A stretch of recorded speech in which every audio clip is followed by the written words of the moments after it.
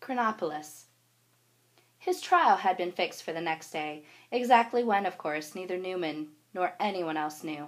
Probably it would be during the afternoon when the principals concerned, judge, jury, and prosecutor, managed to converge on the same courtroom at the same time. With luck, his defense attorney might also appear at the right moment, though the case was such an open and shut one that Newman hardly expected him to bother. Besides, transport to and from the old penal complex was notoriously difficult, involved endless waiting in the grimly depot below the prison walls. Newman had passed the time usefully. Luckily his cell faced south, and sunlight traversed it for most of the day. He traversed its arc into 10 equal segments, the effective daylight hours, marking the intervals with a wedge of mortar prized from the window ledge. Each segment he further subdivided into 12 smaller units. Immediately he had a working timepiece, accurate to within virtually a minute. The final subdivision into fifths he made mentally. The sweep of white notches curving down one wall across the floor and metal bedstead and up the other wall would have been recognizable to anyone who stood with his back to the window, but no one ever did, anyway. The guards were too stupid to understand, and the sundial had given Newman a tremendous advantage over them. Most of the time, when he wasn't recalibrating the dial, he would press against the grill, keeping an eye on the orderly room. "Brocken!" he would shout out at 7:15 as the shadow line hit the first interval. "Morning inspection! On your feet, man!" The sergeant would come stumbling out of his bunk in a sweat, rising the other warders as the reveille bell split the air. Later, Newman sang out the other events of the daily roster: roll call, cell-fatigues, breakfast, exercise, and so on around to the evening roll just before dusk. Brocken regularly won the block merit for the best-run cell deck, and he relied on Newman to program the day for him, anticipate the next item on the roster, and warn him if anything went on too far long. In some of the other blocks, fatigues were usually over in 3 minutes, while breakfast or exercise could go on for hours, none of the warders knowing when to stop, the prisoners insisting that they had only just begun. Brocken never inquired how Newman organized everything so exactly. Once or twice a week, when it rained or overcast, Newman was strangely silent, and the resulting confusion reminded the sergeant forcefully of the merits of cooperation. Newman was kept in the cell privileges and all the cigarettes he needed. It was a shame that a date for the trial had finally been named. Newman, too, was sorry. Most of his research so far had been inconclusive.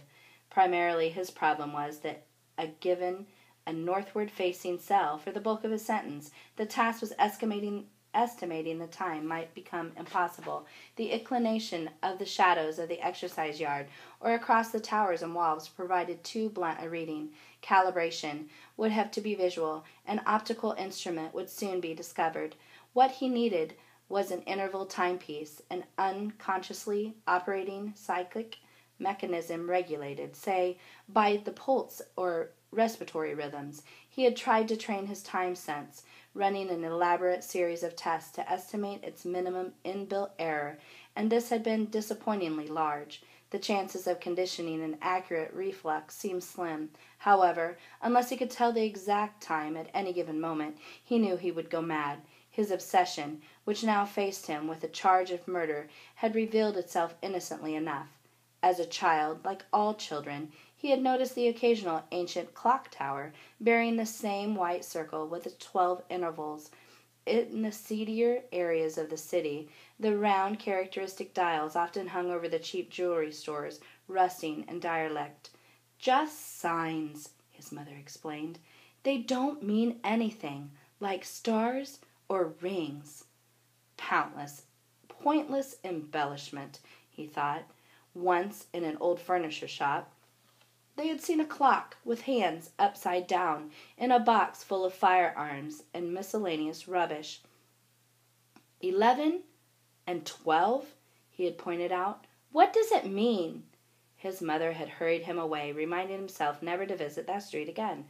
"Nothing," she told him sharply. "It's all finished." To herself she added experimentally, 5 and 12. 5 to 12. Yes. Time unfolded at his unusual sluggish, half-confused pace. They lived in a ramshackle house in one of the amorphous suburbs, a zone of endless afternoons. Sometimes he went to school. Until he was 10, he spent most of his time with his mother, queuing outside the closed food stores. In the evenings, he would play with the neighborhood gang around the abandoned railway station, punting a homemade flat car along the overgrown tracks, or break into one of the unoccupied houses and set up a temporary command post. He was in no hurry to grow up. The adult world was unsynchronized and ambitionless. After his mother died, he spent long days in the attic going through her trunks and old clothes, playing with the bric-a-brac of hats and beads, trying to recover something of her personality. In the bottom compartment of her jewelry case, he came across a flat, gold-cased object, equipped with a wrist strap. The dial had no hands, but the 12-numbered face intrigued him, and he fastened it to his wrist. His father choked over his soup when he saw it that evening. "Conrad, my God, where in the heaven did you get that?" "In Mama's bed box. Can I keep it?" "No, Conrad, give it to me. Sorry, son." Thoughtfully, let's see. You're 14. Look, Conrad, I'll explain it all in a couple of years. With the impetus provided by this new taboo, there was no need to wait for his father's revelations. Full knowledge came soon. The older boys knew the whole story, but strangely enough, it was disappointingly dull. "Is that all?" he kept saying. "I don't get it. Why worry so much about clocks? We have calendars, don't we?"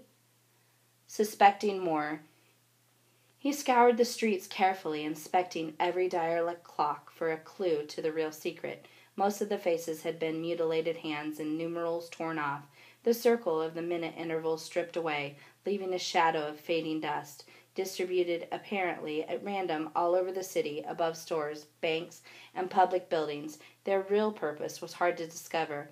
Sure enough, they measured the progress of time through 12 arbitrary intervals, but this seemed barely adequate grounds for outlawing them. After all, a whole variety of timers were in general use in kitchens, factories, hospitals, wherever a fixed period of time was needed. His father had one by his bed at night, sealed into the standard small black box and driven by miniature batteries. It emitted a high penetrating whistle shortly before breakfast the next morning, woke him if he overslept. A clock was no more than a calibrated timer, in many ways less useful, as it provided you with a steady stream of irrelevant information. What if it was 3:30, as the old reckoning put it, if it weren't planning to start or finish anything then? Making his question sound as naive as possible, he conducted a long, careful poll. Under 50, no one appeared to know anything at all about the historical background, and even the older people were beginning to forget. He also noticed that less educated they were, the more they were willing to talk, indicating that the manual and lower-class workers had played no part in the revolution, and consequently had no guilt-charged memories to repress. Old Mr. Critchon, the plumber, who lived in the basement apartment, reminisced without any prompting, but nothing he said threw any light on the problem. "Sure, there were thousands of clocks then, millions of them. Oh, everybody had one. Watches, we called them, strapped to the wrist. You had to screw them up every day."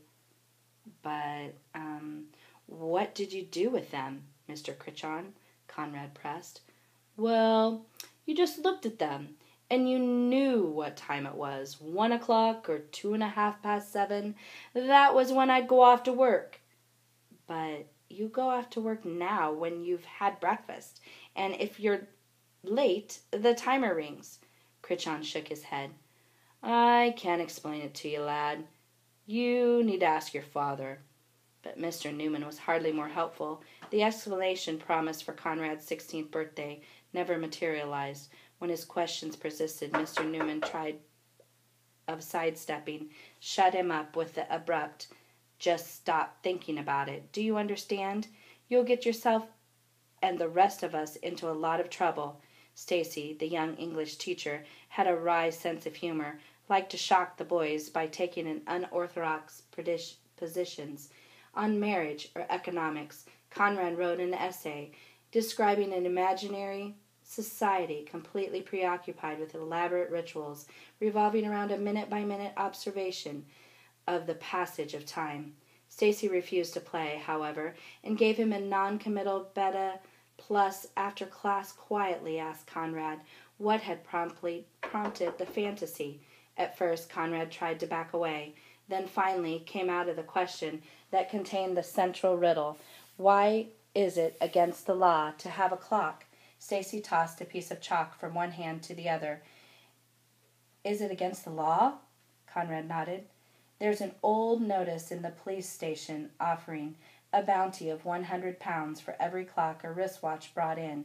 I saw it yesterday, the sergeant said. It was still in force. Stacy raised his eyebrows mockingly. You'll make $1 million thinking of going into business. Conrad ignored this. It's against the law to have a gun, because you might shoot someone. But how can you hurt anybody with a clock? Isn't it obvious? You can time him. Know exactly how long it takes him to do something. Well, then you can make it go faster. At 17, on a sudden impulse, he built his first clock. Already, his preoccupation with time was giving him a marked lead over his classmates. One or two more were intelligent, others more conscientious, but Conrad's ability to organize his leisure and homework periods allowed him to make the most of the talents. When the others were lounging around the railway yard on their way home, Conrad had already completed half his prep, allocating his time according to its various demands. As soon as he had finished, he would go to the attic playroom, now his workshop. Here, in the old wardrobes and trunks, he made his first experimental constructions, calibrated candles, crude sundials, sunglasses, an elaborate clockwork contraption developing about half the horsepower that drove its hands progressively faster and faster in an unintentional parody of Conrad's obsession. His first serious clock was water-powered, a slowly leaking tank holding a wooden float that drove the hands as it sank downwards. Simple but accurate, it satisfied Conrad for several months while he carried over the ever-widening search for a real clock mechanism. He soon discovered that although there was innumerable table clocks, gold pocket watches, and timepieces of every variety resting in junk shops and in back drawers of most homes, none of them contained their mechanisms. These, together with the hands and sometimes the digits, had always been removed. His own attempts to build an escapement that would regulate the motion of ordinary clockwork motor met with no success. Everything he had heard about clock movements confirmed that there was precision instruments of exact design and construction. To satisfy his secret ambition, a portable timepiece, if possible, an actual wristwatch, he would have to find one somewhere in working order. Finally, from an unexpected source, a watch came to him. One afternoon, in a cinema, an elderly man next to Conrad had a sudden heart attack. Conrad and two members of the audience carried him out to the manager's office. Holding one of his arms, Conrad noticed in the dim aisle light a glint of metal inside the sleeve. Quickly he felt the wrist with his fingers, identified the unmistakable lens-shaped disc of a wristwatch. As he carried it home, its ticks seemed as long as its death knell. He clamped his hand around it, expecting everyone in the street to point accusingly at him. The time police to swoop down and seize him. In the attic he took it out and examined it breathlessly, smothering it in a cushion wherever he heard his father shift about in the bedroom below. Later he realized that his noise was almost inaudible. The watch was the same pattern of his mother's, although with a yellow and not a red face. The gold case was scratched and peeling, but the movement seemed to be in perfect condition. He prized off the rear plate, watched the frenzied flickering world of miniature cogs and wheels for hours, spellbound. Frightened of breaking the main spring, he kept the watch only half wound, packed away carefully in cotton wool. In taking the watch from its owner, he had not, in fact, been motivated by theft. His first impulse had been to hide the watch before the doctor discovered it, feeling for the man's pulse. But once the watch was in his possession, he abandoned any thought of tracing the owner and returning it. The others were still wearing watches hardly surprised him. The water clock had demonstrated that a calibrated timepiece added another dimension to life, organized his energies, gave the countless activities of everyday existence a yardstick of significance. Conrad spent hours in the attic gazing at the small yellow dial, watching its minute hand revolve slowly, its hour hand press on imperceptibly, a compass charting his path through the future. Without it, he felt rudderless, adrift in a gray, purposeless limbo of timeless events. His father began to seem idle and stupid, sitting around vacantly with no idea when anything was going to happen. Soon he was wearing the watch all day. He stitched it together, a slim cotton sleeve, fitted on a narrow flap below, which he could see the face. He timed everything, the length of classes, football games, meal breaks, the hours of daylight, the darkness, sleep, and waking.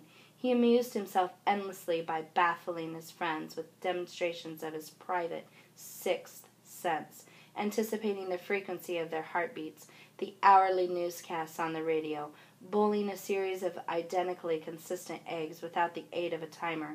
Then he gave himself away. Stacy, shrewder than any of the others, discovered that he was wearing a watch. Conrad had noticed that Stacy's English class lasted 45 minutes exactly. He let himself slide into the habit of tidying his desk a minute before Stacy's timer pipped up. Once or twice he noticed Stacy looking at him curiously, but he could not resist the temptation to impress Stacy by always being the first one to make it to the door. One day he had been stacked his books and clipped away his pen when Stacy pointedly asked him to read out the precis he had done. Conrad knew the timer would pip out in less than 10 seconds and decided to sit tight and wait for the usual stampede to save him the trouble. Stacy stepped down the dais, waited patiently. One or two boys turned around and frowned at Conrad, who was counting away the closing seconds. Then, amazed, he realized that the timer had failed to sound. Panicking, he first thought his watch had broken, just restrained himself in time from looking at it. "In a hurry, Newman?" Stacy asked dryly. He sauntered down the aisle to Conrad, baffled, his face reddening with embarrassment. Conrad fumbled open his exercise book, read out the precis. A few minutes later, without waiting for the timer, Stacy dismissed the class. "Newman," he called out. "Here a moment." He rummaged behind the rostrum as Conrad approached. "What happened then?" he asked. "Forget to wind up your watch this morning?" Conrad said nothing. Stacy took out the timer, switched off the silencer, licensed to the pip that buzzed out. "Where did you get it from? Your parents?" "Don't worry. The time police were disbanded years ago." Conrad examined Stacy's face. "Oh, it was my mother's," he lied. "I found it among her things." Stacy held out his hand, and Conrad nervously unstrapped the watch and handed it to him. Stacy slipped it half out of its sleeve, glanced briefly at the yellow face. "Your mother, you say? Are you going to report me?" Conrad asked. "What? And waste some overworked psychiatrist's time even further?" "Isn't it breaking the law to wear a watch?" "Well, you're not exactly the greatest living menace to public security." Stacy stared at the door, gesturing Conrad with him. He handed the watch back. "Cancel whatever you're doing on Saturday afternoon. You and I are taking a trip." "Where?" Conrad asked. "Back into the past," Stacy said lightly, "to Chronopolis. The Time City." Stacy had hired a car, a huge battered Mastodian of chromium and fins. He waved jauntily to Conrad as he picked him up outside the public library. "Climb in to the turret." He pointed to the bulging briefcase Conrad slung into the seat between them. "Have you had a look at these yet?" Conrad nodded. As they moved off around the deserted square, he opened the briefcase and pulled out a thick bundle of road maps. "I've just worked out that the city covers over 500 square miles. I never realized it was so big." "Where is everybody?" Stacy laughed. They crossed the main street, cut down into a long tree-lined avenue of semi-detached houses. Half of them were empty, windows wrecked and roofs sagging. Even the inhabited houses had a makeshift appearance, crude water towers on homemade scaffolding lashed to their chimneys, piles of logs dumped in overgrown front gardens. 13 million people once lived in this city," Stacy remarked. "Now the population in this, a little more than 2, and still declining. Those of us left hanging on it were what were once the distal suburbs, so that the city today is effectively an enormous ring, 5 miles in width, encircling a vast dead center, 40 and 50 miles in diameter." They wove in and out of various back roads, past a small factory still running, although work was supposed to end at noon, finally picked up a long, straight boulevard that carried them steadily westward. Conrad traced their progress across the successful maps. They were nearing the edge of the analysis Stacy had described. On the map it was overprinted in green, so that the central interior appeared a flat, uncharted gray, a massive terra incognita. They passed the last of the small shopping thoroughfares. He remembered a frontier post of mean terraced houses, dismal streets spanned by massive steel viaducts. Stacy pointed up at once as they drove below it. "Part of the elaborate railway system that once existed, an enormous network of stations and junctions that carried 15 million people into a dozen great terminals every day." For half an hour they drove on. Conrad hunched against the window. Stacy watched him in the driving mirror. Gradually the landscape began to change. The houses were taller, with colored roofs. The sidewalks were railed off and fitted with pedestrian lights and turnstiles. They had entered the inner suburbs, completely deserted streets with multi-level supermarkets, towering cinemas, and department stores. Chin in one hand, Conrad stared out silently, lacking any means of transport. He had never ventured into the uninhabited interior of the city. Like the other children, always headed in one opposite direction for the open country. Here the streets had died 20 or 30 years earlier. Plate glass shop fronts had slipped and smashed into the railway. Old neon signs, window frames, and overhead wires hung down from every cornice, trailing a rugged webwork of disintegrating metal across the pavements. Stacy drove slowly, avoiding the occasional bus or truck abandoned in the middle of the road, its tires peeling off their rims. Conrad craned up the empty window into the narrow alleyways and side streets, but nowhere felt sensation of fear or anticipation. These streets were merely derelict, as unhaunted as half-empty dustbin. One suburban center gave way to the other, to long intervening stretches of congested ribbon developments.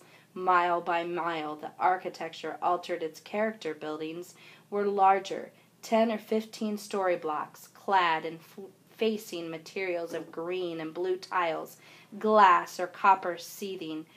They were moving forward in time rather than, as Conrad had expected, back into the past of a fossil city. Stacy worked the car through a nexus of side streets toward a 6-lane expressway that rose on concrete buttresses above the rooftops.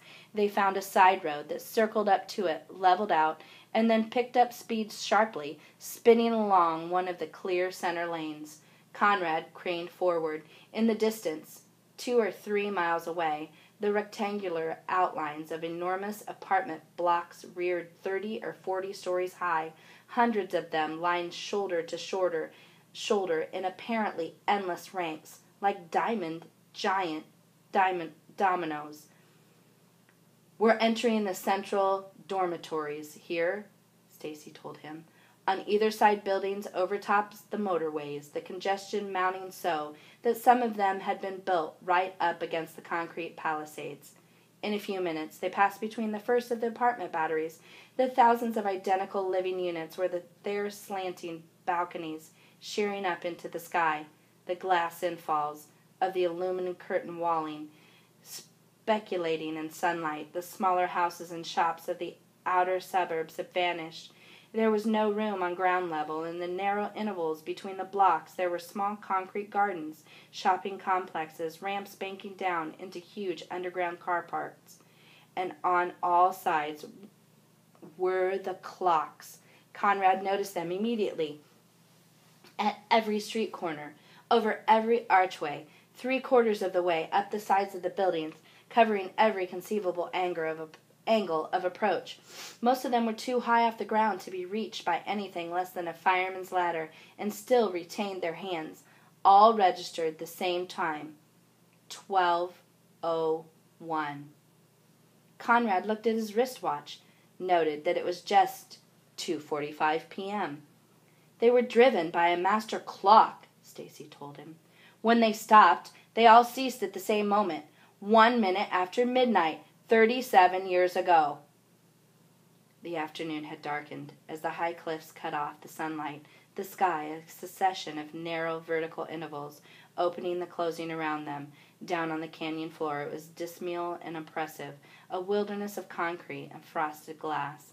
The expressway divided and pressed on westward. After a few more miles, the apartment blocks gave way to their first office buildings in the central zone. These were even taller, 60 or 70 stories high, linked by spiraling ramps and causeways.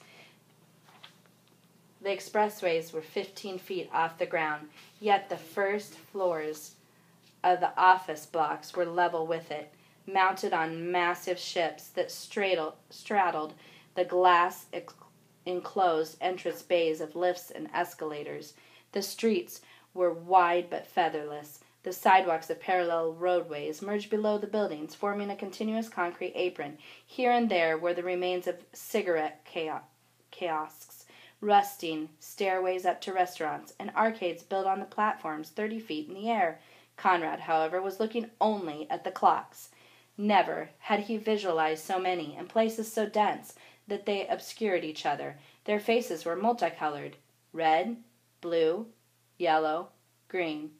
Most of them carried 4 or 5 hands. Although the master hands had stopped at the minute past 12, the subsidiary hands had halted at varying positions, apparently dictating by their color. "What were the extra hands for?" he asked Stacy. "And the different colors?" "Time zones, depending on your professional category, and the consumer shifts allowed. Hold on, though. We're almost there." They left the expressway and swung off down a ramp that fed them into the northeast corner of the wide-open plaza, 800 yards long and a half as wide, down the center of which had once been laid a continuous strip of lawn, now rank and overgrown. The plaza was empty, a sudden block of free space, bounded by tall grass-faced cliffs that seemed to carry the sky. Stacy parked, and he and Conrad climbed out and stretched themselves. Together they strolled across the wide pavement toward the strip of waist-high vegetation.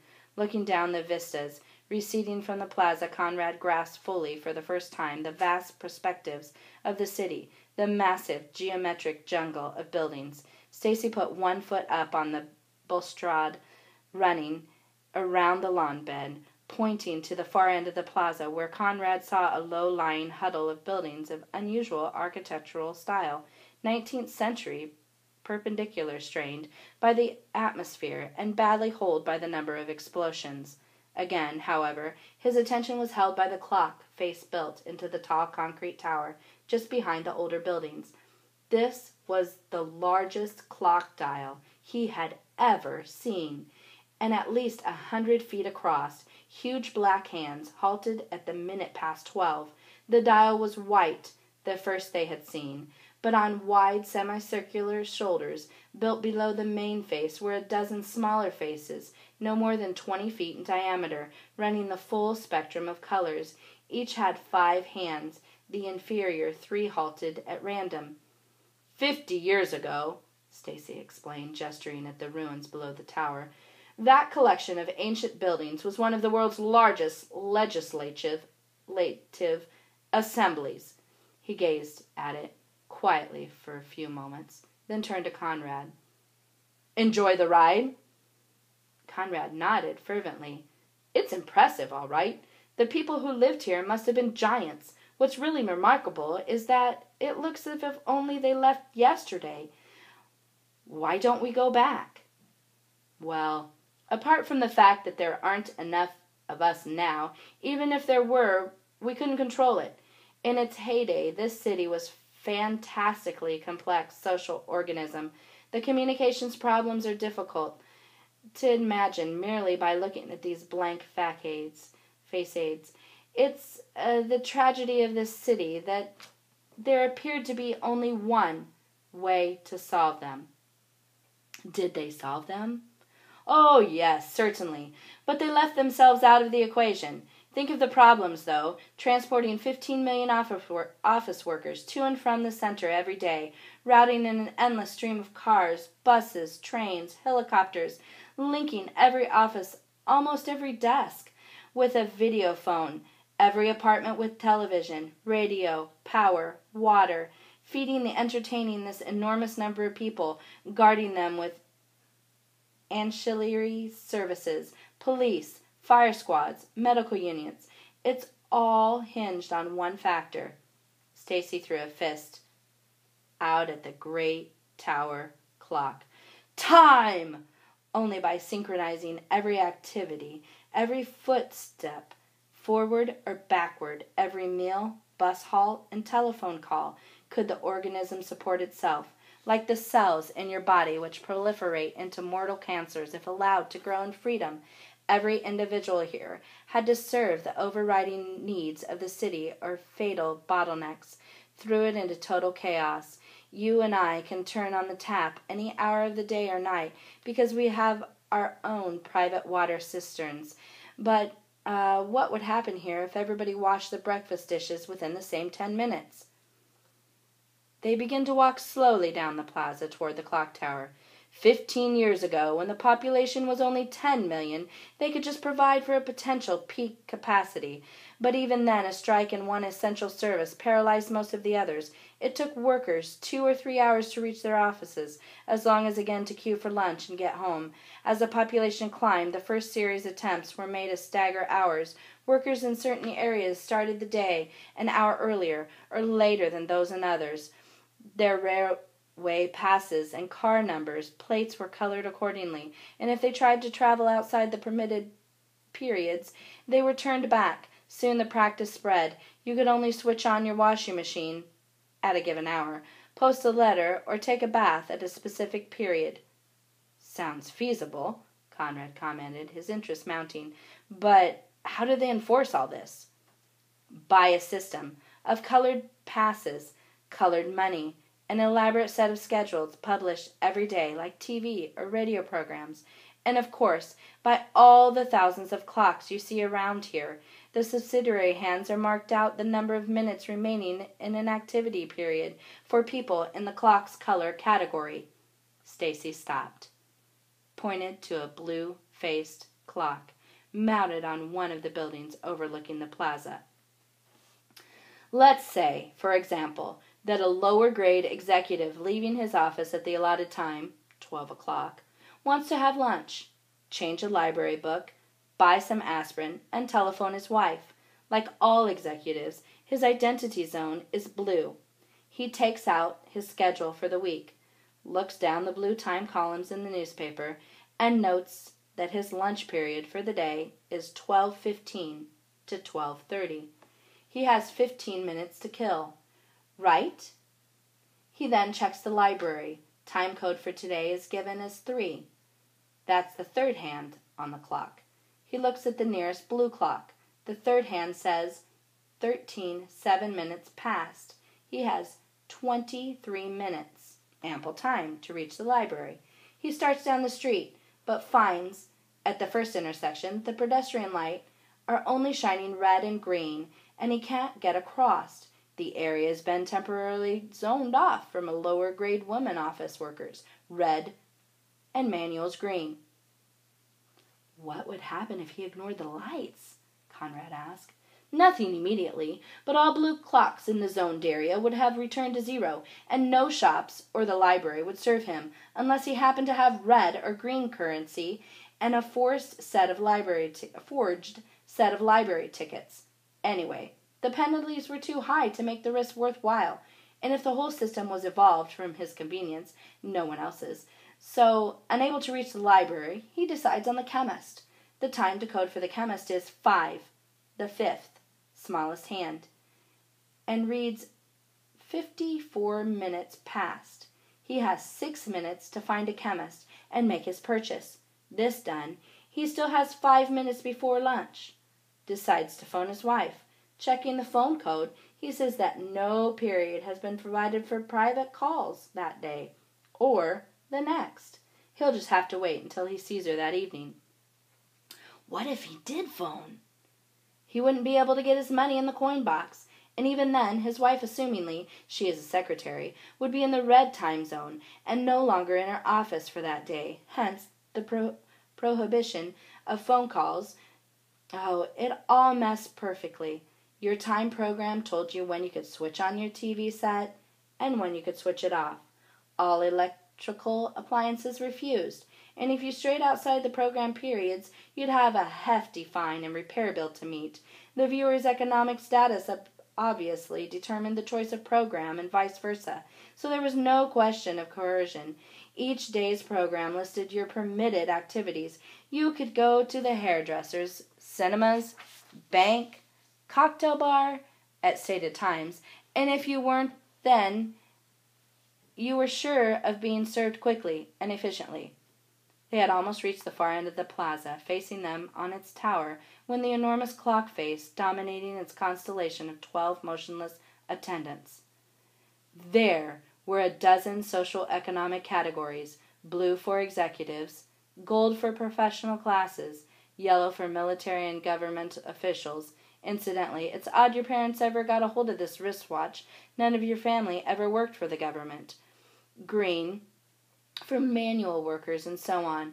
Naturally, subdivisions were possible. The lower grade executive I mentioned left his office at time, but his senior executive, with exactly same time codes, would leave at 11:45 and have an extra 15 minutes, would find their streets clear before the lunch hour rush of clerical workers.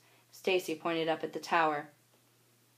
This was the big clock, the master, from which all others were regulated.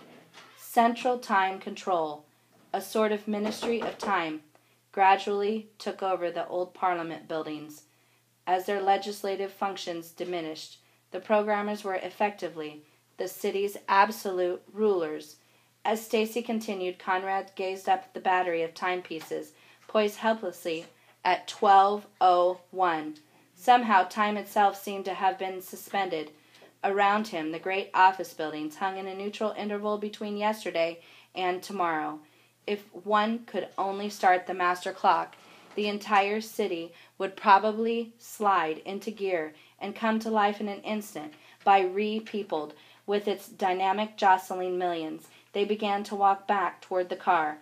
Conrad looked over his shoulder at the clock face, its gigantic arms upright on the silent hour. Why did it stop? He asked. Stacy looked at him curiously. Haven't I made it fairly plain? What do you mean? Conrad pulled his eyes off the scores of the clocks lining the plaza, frowned at Stacy. Can you imagine what life was like for all but a few of the 30 million people here? Conrad shrugged. Blue and yellow clocks, he noticed, outnumbered all the others. Obviously, the major governmental agencies had operated from the plaza area, highly organized, but better than the sort of life we led. He replied finally, more interested in the sights around him. "I'd rather have the telephone for 1 hour than not at all. Scarcities are always rationed, aren't they?" But this was a way of life in which everything was scarce. Don't you think there's a point beyond which human dignity is surrendered? Conrad snorted. Ugh, there seems to be plenty of dignity here. Look at these buildings. They're stand for 1,000 years. Try comparing them with my father. Anyway, think of the beauty of the system, engineered as precisely as a watch. That's all it was, Stacy commented dourly. The old metaphor of the cog in the wheel was never more true than here. The full sum of your existence was printed for you in the newspaper columns, mailed to you once a month from the Ministry of Time. Conrad was looking off in some other direction, and Stacy pressed on its slightly louder voice. Eventually, of course, revolt came. It's interesting that in any industrial society there is usually one social revolution each century, that the successful revolutions receive their impetus from progressively higher social levels. In the 18th century, it was the urban proletariat. In the 19th, the artisan classes. In this revolt, the white-collar office worker, living in his tiny, so-called, modern flat, supporting through credit pyramids, an economic system that denied him all freedom of will or personality, chained him to the 1,000 clocks. He broke off. "What's the matter?" Conrad was staring down one of his side streets. He hesitated, then asked in a casual voice, "How were these clocks driven? Electrically?" "Most of them. A few mechanically. Why?" "I just wondered how they kept them all going." He dawdled at Stacy's heels, checking at the time from his wristwatch and glancing to his left.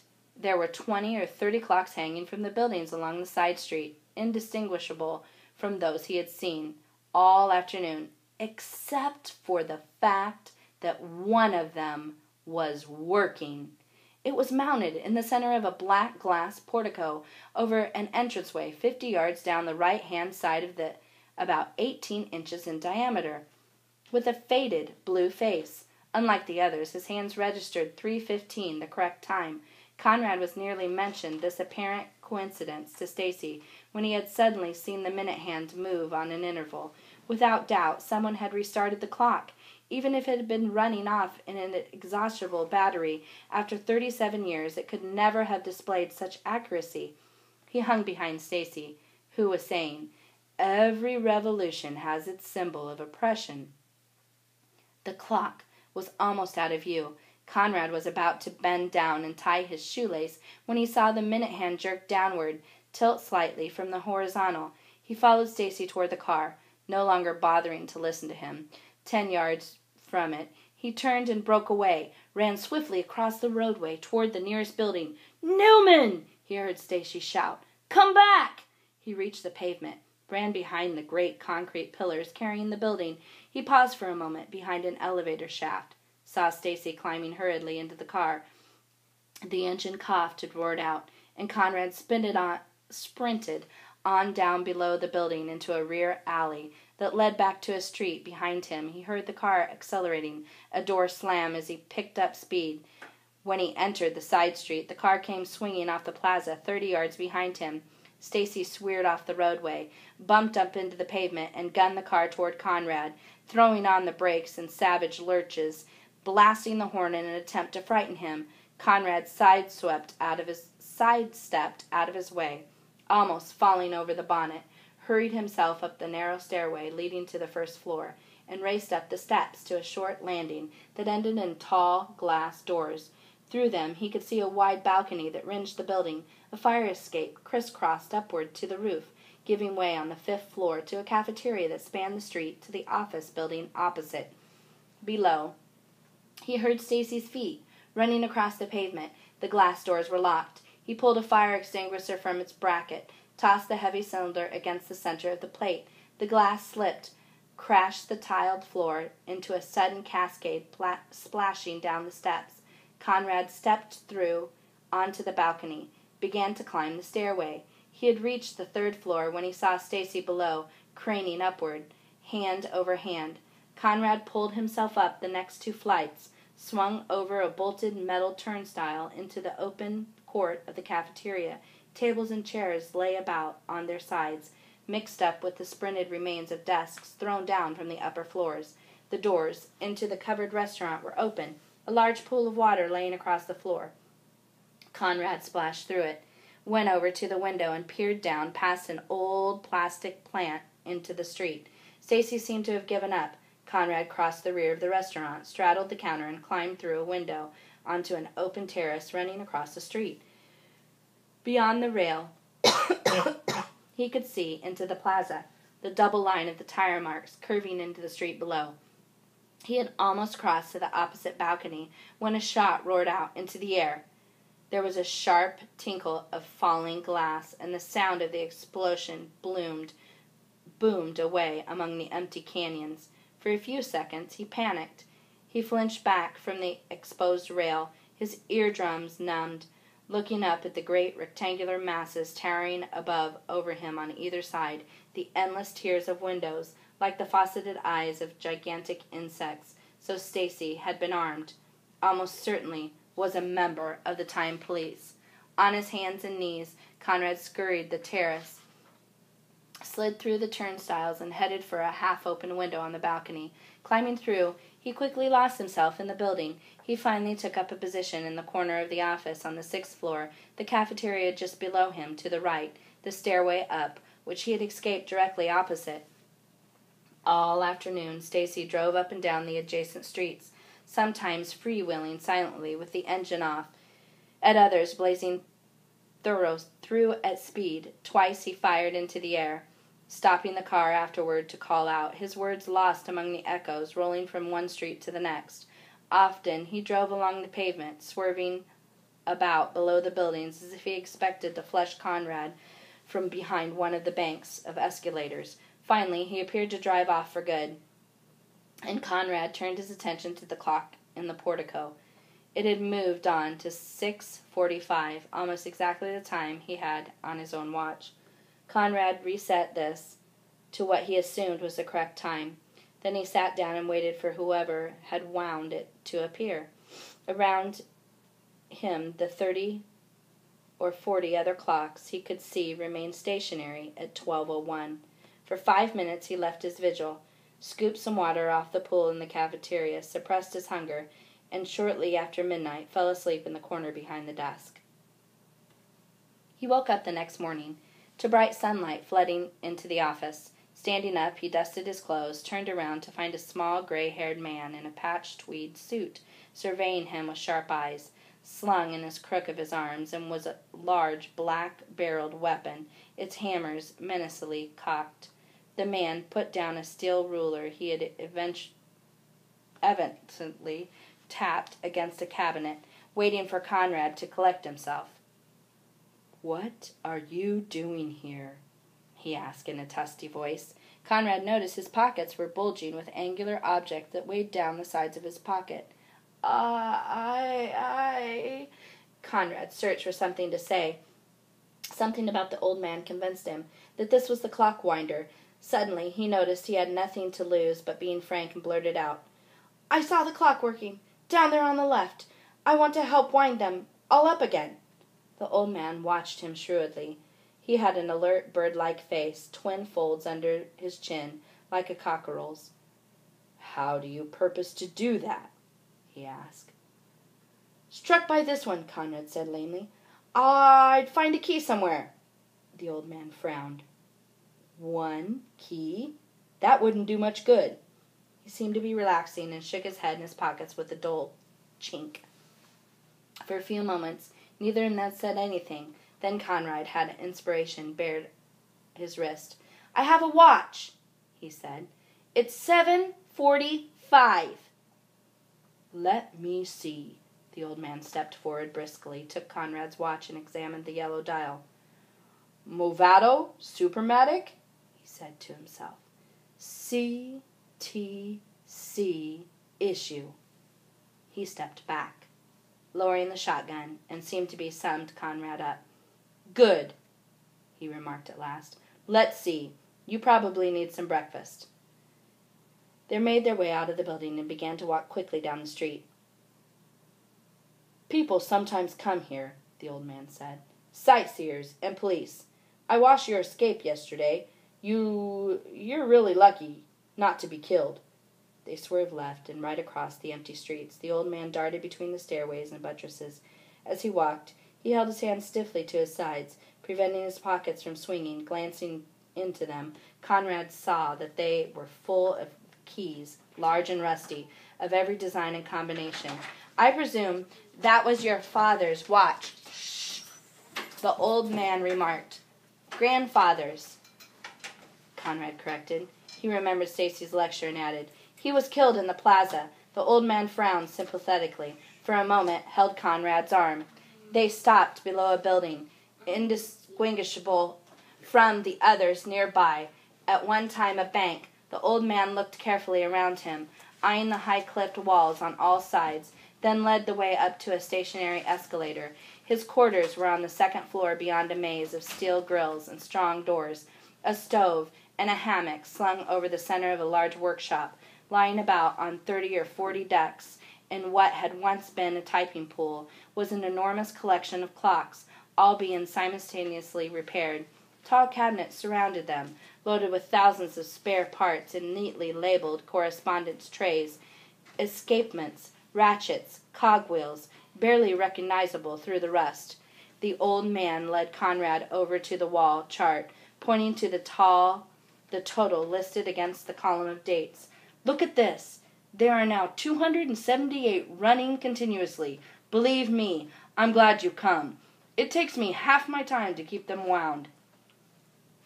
He made breakfast for Conrad and told him something about himself. His name was Marshall. Once he had worked in Central Time Control as a programmer. He had survived the revolt and the time police, and 10 years later returned to the city. At the beginning of each month, he cycled out to one of the perimeter towns to cash his pension and collect supplies. The rest of the time he spent winding the steadily increasing number of functioning clocks and searching for others he could dismantle and repair. All these years in the rain hasn't done them any good, he explained, and there's nothing I can do with the electrical ones. Conrad wandered off among the desks gingerly, feeling the dismembered timepieces to lay around like the nerve cells of some vast, unimaginable robot. He felt exhilarated, and yet at the same time continuously calm, like a man who has stalked his whole life on the turn of a wheel and is waiting for its time to spin. How can you make sure that they will tell the same time? He asked Marshall, wondering why the question seemed so important. Marshall gestured irritably. I can't. But what does it matter? There's no such thing as a perfectly accurate clock. The nearest you can get is this one that is stopped. Although you never know when, it is absolutely accurate twice a day. Conrad ran over to the window, pointed to the great clock visible in an interval between the rooftops. If only we could start that and run all the others off of it. Impossible. The entire mechanism was dynamited. Only the chimer is intact. Anyway, the wiring of the electrically driven clocks perished years ago. It would only take an army of engineers to recondition them. Conrad looked at the scoreboard again. He noticed that Marshall appeared to have lost his way through the years. The completion dates he listed were 7.5 years out. Idly, Conrad reflected on the significance of this irony, but decided not to mention it to Marshall. For 3 months, Conrad lived with the old man, following him on foot as he cycled about on his rounds, carrying the ladder and the satchel full of keys, with which Marshall wound up the clocks, helping him to dismantle recovering ones and carrying them back to the workshop. All day, and often half the night, they worked together, repairing the movements, restarting the clocks, and returning them to the original positions. All the while, however, Conrad's mind was fixed upon the great clock tower, in its tower dominating the plaza. Once a day, he managed to sneak off and make his way into the ruined time buildings. As Marshall had said, neither the clock nor its 12 satellites would ever run again. The movement house looked like the engine room of a sunken ship. A rusting tangle of rotors and drive wheels exploded into contorted shapes. Every week he would climb the long stairs up the topmost platform 200 feet above, look out through the bell tower of the flat roofs of the office blocks stretching away to the horizon. The hammers rested against their trips in long ranks just below them. Once he kicked one of the tremble trips playfully, sent a dull chime across the plaza. The sound drove strange echoes into his mind. Slowly he began to repair the chimer mechanism, rewiring the hammers and the pulley systems, trailing fresh wire up from the great height of the tower, dismantling the winches in the movement room below, and renovating their clutches. He and Marshall never discussed their self-appointed tasks. Like animals obeying an instinct, they worked tirelessly, barely aware of their own motives. When Conrad told him one day that he intended to leave and continue the work in another sector of the city, Marshall agreed immediately, gave Conrad as many tools as he could spare, and bade him goodbye. 6 months later, almost to the day, the sounds of the great clock chimed out across the rooftops of the city, marking the hours, the half-hours, and the quarter-hours, steadily tolling the progress of the day. 30 miles away, in the towns forming the perimeter of the city, people stopped in the streets and in the doorways, listening to the dim, haunted echoes reflecting through the long aisles of apartment blocks on the far horizon, involuntarily counting the slow, final sequences that told the hour. Other people whispered to each other, 4 o'clock? Or was it 5? They have started the clocks again? It seems strange after these years. And all through the day they would pause as the 1/4 hours reached across the miles to them, a voice from their childhoods reminding them of the ordered world of the past. They began to rest their timers by the chimes. At night, before they would slept, they would listen to the long count of midnight, wake to hear them again in the thin, clear air of the morning. Some went down to the police station and asked if they could have their watches and clocks back again. After sentence, 20 years for the murder of Stacy, 5 for 14 offenses under the time laws to run concurrently, Newman was led away to the holding cells in the basement of the court. He had expected the sentence and made no comment when invited by the judge. After waiting trial for a year, the afternoon in the courtroom was nothing more than a momentary intermission. He made no attempt to defend himself against the charge of killing Stacy, partly to shield Marshall, who would be able to continue their work unmolested, and partly because he felt indirectly responsible for the policeman's death. Stacy's body, skull fractured by a 20- and 30-story fall, had been discovered in the back seat of his car in the basement garage not far from the plaza. Presumably, Marshall had discovered him prowling around. Newman recalled that one day Marshall had disappeared altogether and had been curiously irritable for the rest of the week. The last time he had seen the old man